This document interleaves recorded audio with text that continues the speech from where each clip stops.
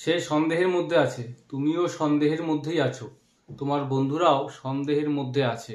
তো আজকের ক্লাসে এই কথাগুলিকে কিভাবে ইংরেজিতে বলতে হয় সেটা তোমাদের শিখিয়ে দিব।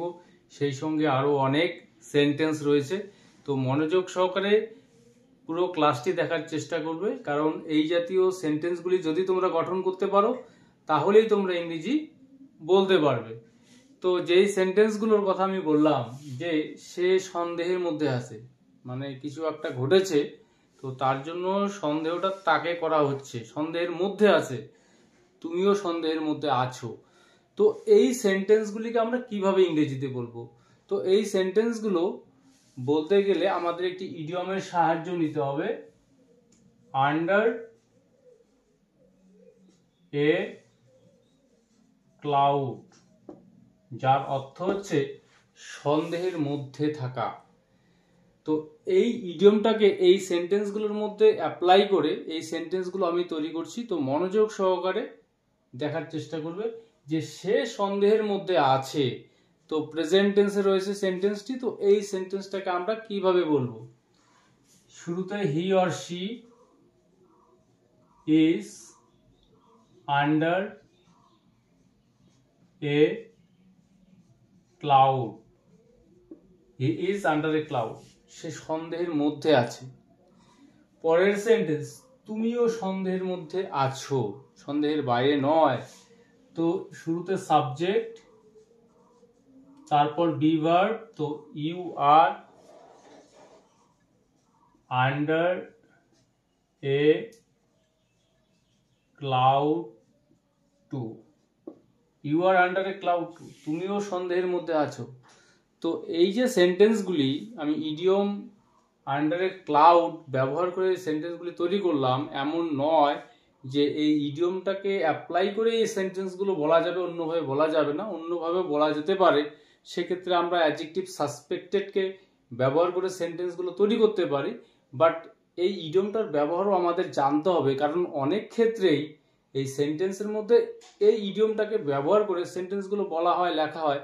তো সেক্ষেত্রে আমরা যাতে বুঝতে পারি সেই সেন্টেন্সগুলো, তো আমাদের সব ধরনের ব্যবহারই জানতে হবে। তো পরের সেন্টেন্স, তুমি কেন সন্দেহের মধ্যে আছো, মানে কেন তোমাকে সন্দেহ করা হচ্ছে। তো এই সেন্টেন্সটাকে আমরা কিভাবে বলবো? Why are you, why are you under a cloud, why are you under a cloud, তুমি কেন সন্দেহের মধ্যে আছো। তো ইন্টারোগেটিভ সেন্টেন্স এটি। তো পরের সেন্টেন্স, তোমার বন্ধুরা কেন সন্দেহের মধ্যে আছে, মানে তাদেরকে কেন সন্দেহ করা হচ্ছে।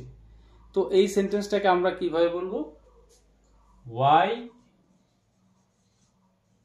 আর your friends, why are your friends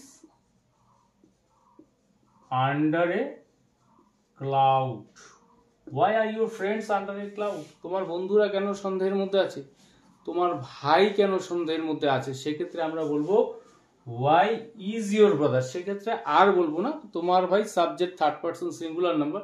তো এখানে আমরা বিভার্ব কি ব্যবহার করব সেটা সম্পূর্ণ নির্ভর করবে সাবজেক্টের উপর, অর্থাৎ যে ক্ষেত্রে subject third person singular number আমরা প্রেজেন্ট টেন্সের বেলায় ইজ ব্যবহার করব, এবং প্লুরালের ক্ষেত্রে আর।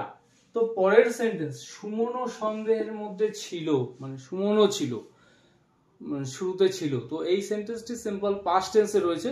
তো এই সেন্টেন্সটাকে আমরা কিভাবে বলবো? তো subject Suman, Suman was under a cloud too, Suman was under a cloud too, সুমনও সন্দেহের মধ্যেই ছিল। তো এই সেন্টেন্সটি যেহেতু পাস্ট টেন্সে, তো এখানে আমরা বিভার্ব ব্যবহার করব ওয়াজ এবং ওয়ার, অর্থাৎ যে সাবজেক্টের সঙ্গে ওয়াজ সেক্ষেত্রে ওয়াজ, আর যেখানে ওয়ার অর্থাৎ প্লুরাল সাবজেক্ট থাকবে সেক্ষেত্রে ওয়ার ব্যবহার করব।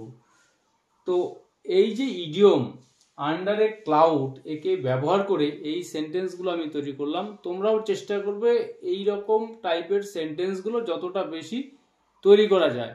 তো এরপর আরো দুটি সেন্টেন্স স্ট্রাকচার রয়েছে, মনোযোগ সহকারে বাকি ক্লাসটি দেখার চেষ্টা করবে। তো এরপর এখানে আরেকটি সেন্টেন্স স্ট্রাকচার রয়েছে, তাকে হালকা ভাবে নেবে না, মানে যা ভাবছো সেরকমটা নয়, এত হালকা ভাবে নেবে না, সাংঘাতিক কিছু করতে পারে। তুমি তাকে হালকা ভাবে নিচ্ছ, আমি তাকে হালকা ভাবে নিয়েছিলাম। তো ডেইলি লাইফে এই সেন্টেন্সগুলো আমরা প্রচুর বলে থাকি। তো এই সেন্টেন্সগুলোকে আমরা কিভাবে বলবো, যে তাকে হালকা ভাবে নেবে না, don't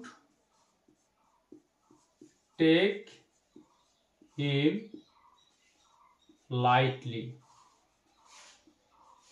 don't take him lightly, তাকে হালকা ভাবে নেবে না, তুমি তাকে হালকা ভাবে নিচ্ছ। তো প্রেজেন্ট কন্টিনিউয়াস টেন্সে রয়েছে সেন্টেন্সটি। তো এই সেন্টেন্সটাকে আমরা কিভাবে বলবো, you are taking him lightly.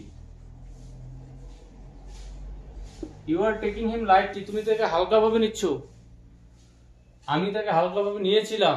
তো সিম্পল পাস্ট টেন্সে রয়েছে সেন্টেন্সটি। তো এই সেন্টেন্সটাকে আমরা বলবো আই টেকের জায়গায় আমরা এখানে ভার্বের সেকেন্ড ফর্ম নিয়ে আসবো, যেহেতু সেন্টেন্সটি সিম্পল পাস্ট টেন্সে রয়েছে।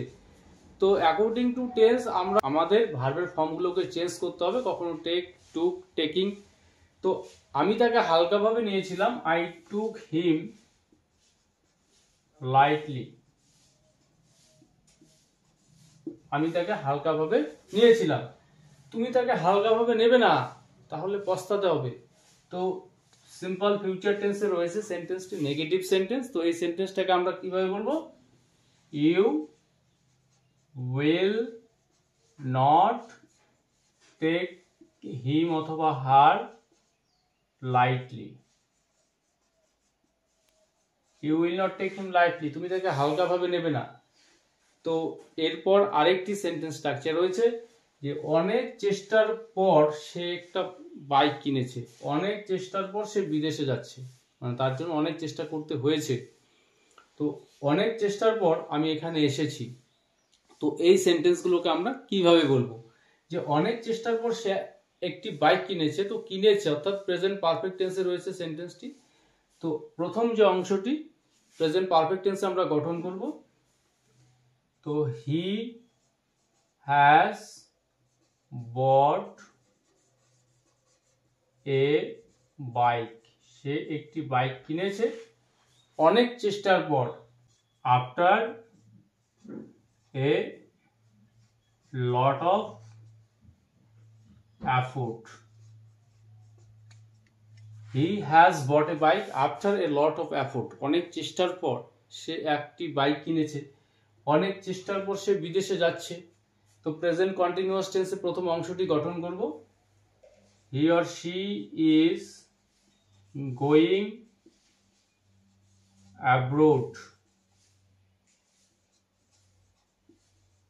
হি ইজ গোয়িং অ্যাব্রোড, এখানে কিন্তু গোয়িং এর পর আমরা টু প্রিপোজিশনটি ব্যবহার করব না, কারণ অ্যাব্রোড এই শব্দটির পূর্বে এই টু প্রিপোজিশনটা ব্যবহার হয় না।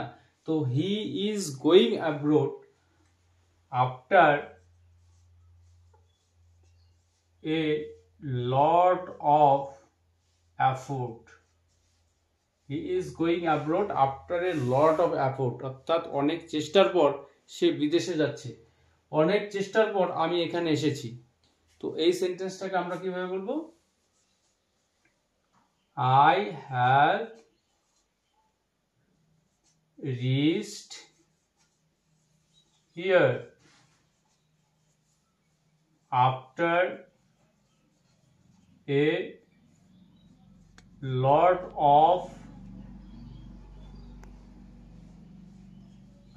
of effort. অনেক চেষ্টার পর আমি এখানে এসেছি। তো আজকের ক্লাসে এই যে সেন্টেন্সগুলো দেখালাম, এই বিষয়ে যদি তোমাদের কোনো প্রশ্ন থাকে, কোথাও অসুবিধা হয়ে থাকে বুঝতে, তোমরা অবশ্যই কমেন্ট করে জানাবে।